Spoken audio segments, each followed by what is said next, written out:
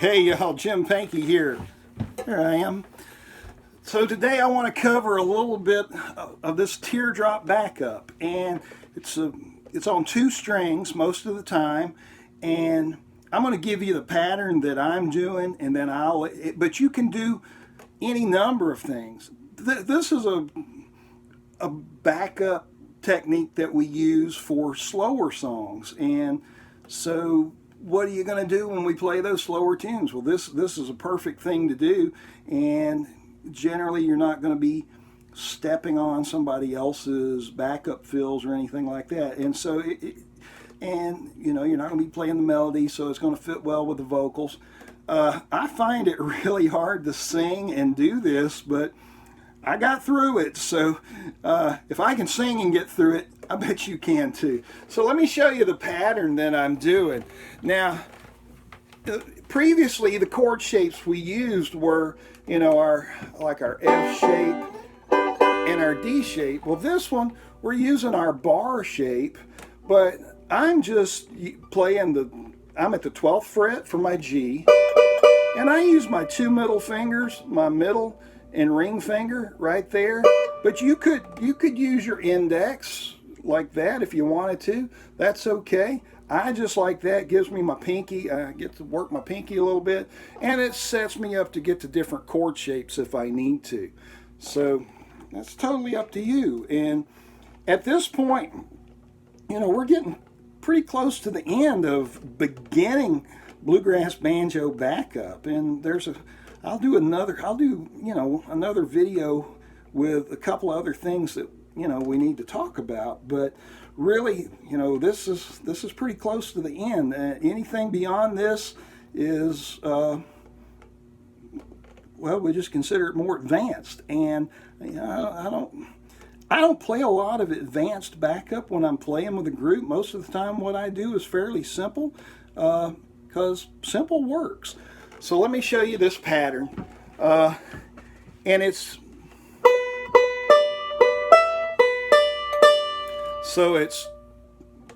I'll give you the right hand, 2 2 1 2 1 2 1 1.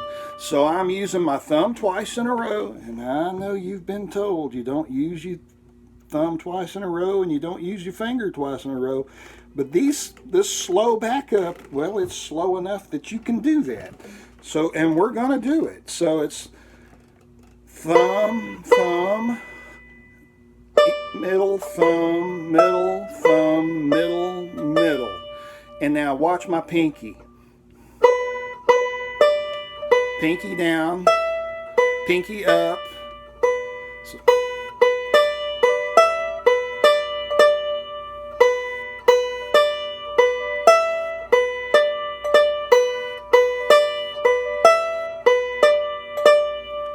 So that's the pattern I'm doing. So if 12th fret's a G, then the 5th fret from there, 1 2 3 4 5, or the 17th fret is a C,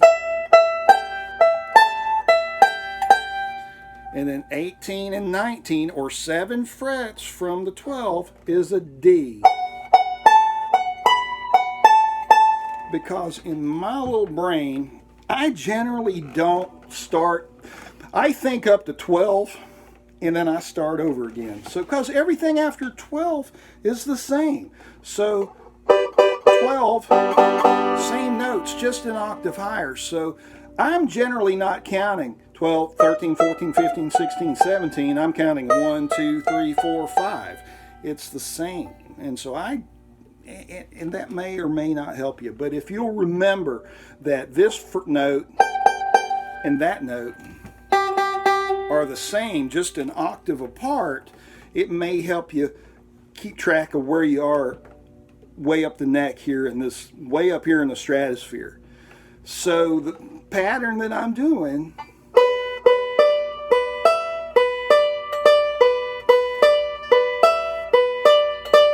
so 2 2 1 2 1 2 1 1 2 2 1 2 1 2 1 1, and then when I go up to the C chord, I leave my fingers on there, and sometimes I'll get this slide and it'll sound like,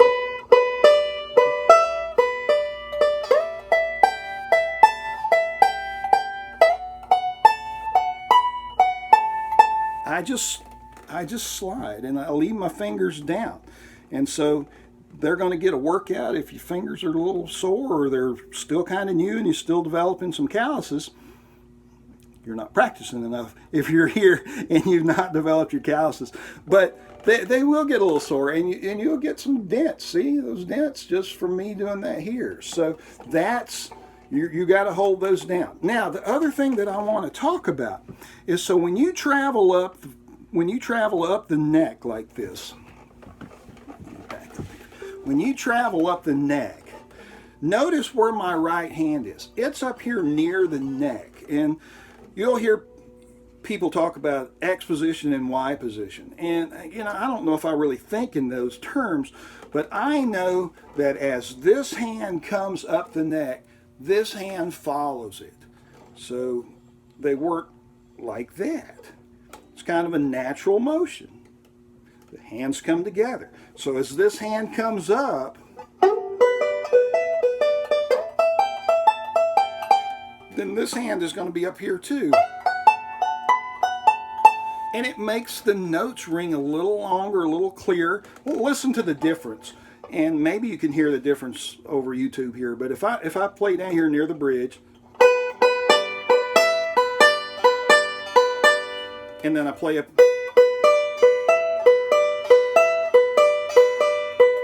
see, it sounds a little different. It's a little more open, a little ringier.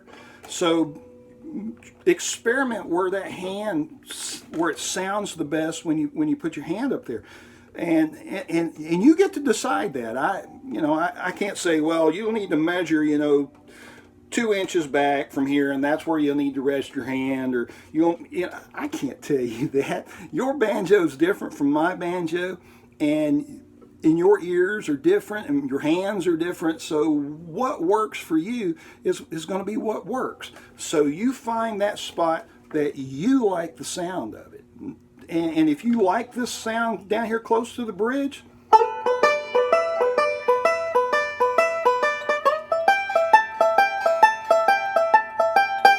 then by George, you play down there next to the bridge if that's what you like.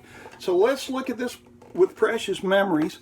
And this is going to be a fairly short little lesson, but that's okay.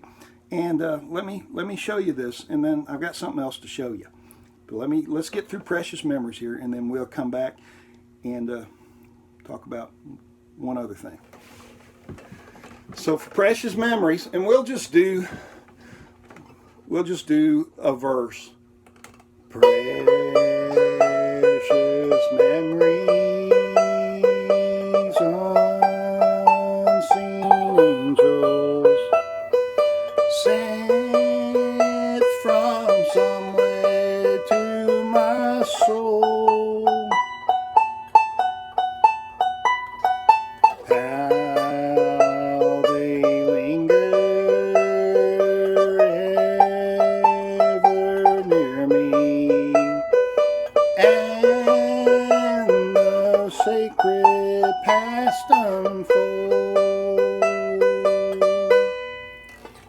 That's not perfect, but it doesn't have to be, because it's probably not going to just be you and a banjo. And shucks, even if it is and it's not perfect, that's okay. You just keep on playing and keep practicing that. And so that's Teardrop Backup. It's an example, and you can do any number of things with it.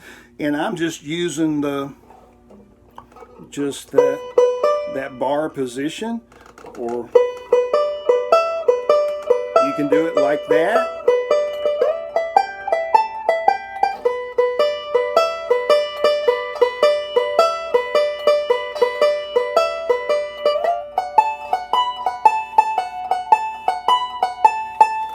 So you can use your index, or you can use your 2 fingers like I did. It's whatever makes you happy, whatever works best for you.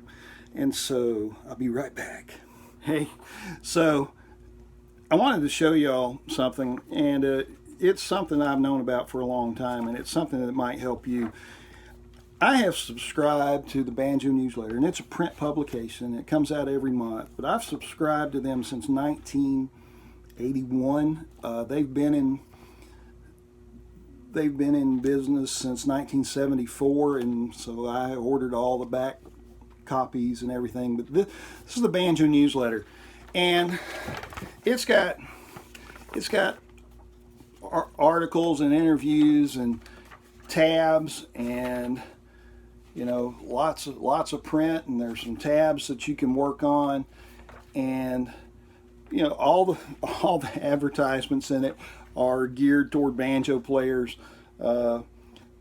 There's articles every so often on backup. There's good bluegrass instruction in here. There's old time instruction. There's just tons of stuff by guest artists and regular columnists and just all kind of folks. And just to show you, so this is my collection since like 1981, and so I've got tons of these things. And so like the first one I ever got had Courtney Johnson. It was in January of '81, and so I've kept these, and you can buy these little. I'm pretty sure Banjo Newsletter still sells you these neat little binders, and so. But yeah, check out Banjo Newsletter. You can look them up, banjonews.com, and go. If you've not done that, I mean, in for a penny, in for a pound is what, go big or go home. This is a great way to stay motivated, and I subscribed to this long before I could ever read tablature, so I actually read it for the articles. I've used that excuse before too at some point, but Banjo Newsletter, and so check these out, and I mean, it'd be a great thing, and I wouldn't tell you to subscribe something that I didn't do. And so, but anyway, I did want to show you that. It's pretty important, and I tell all my students locally that. And I think the August issue is just now out, so go banjonews.com. Look and see what all they do out there. Now, what are you going to do this week? You're going to practice your Teardrop Backup. Don't worry about singing. Just try to play along with me the best you can. And be sure to subscribe. Hit the like button on this thing. I appreciate the thumbs ups that you give me. Heck, I appreciate the ones of y'all that vote, that give me the thumbs down. I'm okay with that. It's okay if you don't like what I'm doing here. It really is. And y'all just be sure to check out the other links in here. And thanks for watching. We'll see you next time.